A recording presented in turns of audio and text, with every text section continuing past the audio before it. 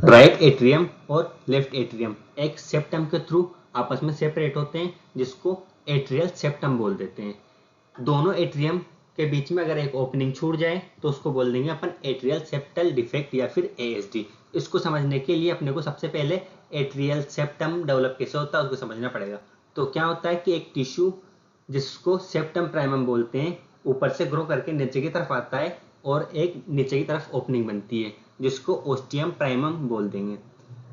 Septum primum further grow करके endocardial caution से fuse हो जाता है और ये ओपनिंग बंद हो जाती है। इसी दौरान क्या होता है कि ऊपर की तरफ एक सेकंड ओपनिंग बनती है जिसको ओस्टियम सेकुंडम बोल देते हैं।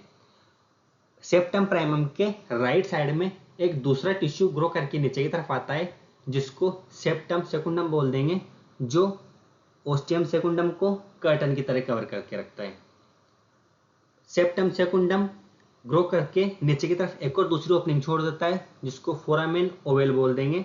इंट्रायूट्राइन लाइफ के दौरान क्या होता है कि प्लेसेंटा से ऑक्सीजनेटेड ब्लड यूटेराइन वेन के थ्रू राइट एट्रियम में आता है और राइट एट्रियम से शंट होके लेफ्ट एट्रियम में चला जाता है और लेफ्ट एट्रियम से बॉडी में चला जाता है।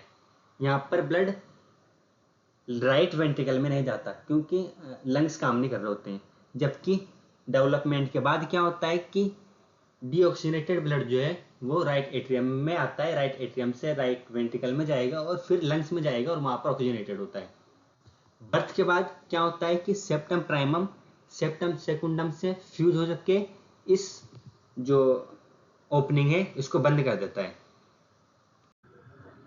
एट्रियल सेप्टल डिफेक्ट तब देखने को मिलता है जब बर्थ के बाद एट्रियल सेप्टम पूरी तरीके से क्लोज नहीं हो पा रहा होता है।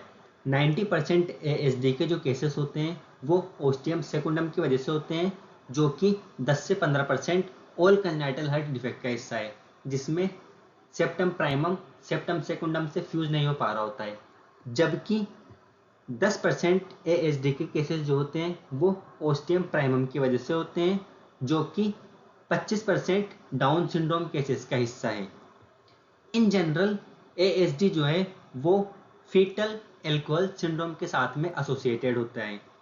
जैसा कि अपन को पता है लेफ्ट एट्रियम में हाई प्रेशर होता है और राइट एट्रियम में लोअर प्रेशर होता है, कम प्रेशर होता है, जिस वजह से क्या होगा कि ऑक्सीजनेटेड ब्लड जो है वो लेफ्ट एट्रियम से शंट होके राइट एट्रियम में चला जाएगा, जबकि राइट एट्रियम और राइट वेंट्रिकल में तो डीऑक्सीजनेटेड ब्लड ही रहेगा।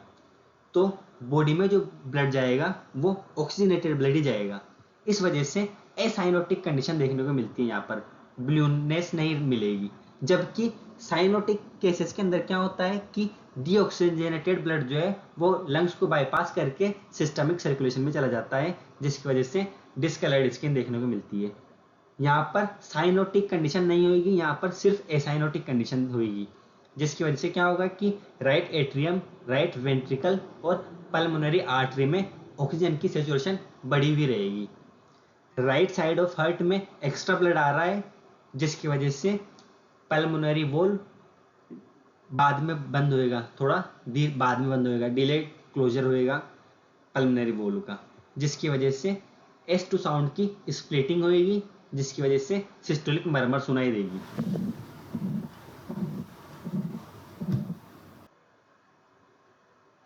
कॉम्प्लिकेशन की बात करें तो एम्बोलिज्म जो कि ब्लड क्लॉट होता है, जो कि बनता है कि डीप वेन थ्रोम्बोसिस जैसी कंडीशन के अंदर, जिसमें क्या होता है कि थ्रोम्बस टूटेगा और यूजुअली तो क्या होता है कि राइट एट्रियम में आएगा, राइट एट्रियम से राइट वेंट्रिकल में और राइट वेंट्रिकल से लंग्स में जाके कहीं पे फंस जाए।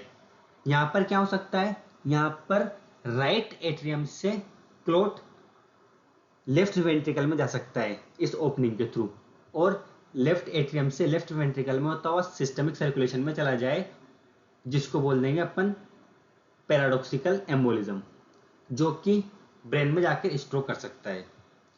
स्मॉल ओपनिंग जो होती है वो क्लोज हो जाएगी, इसमें बच्चों को सिर्फ मॉनिटर करना है, जबकि लार्ज ओपनिंग के अंदर अपने को सर्जरी की नीड पड़ेगी।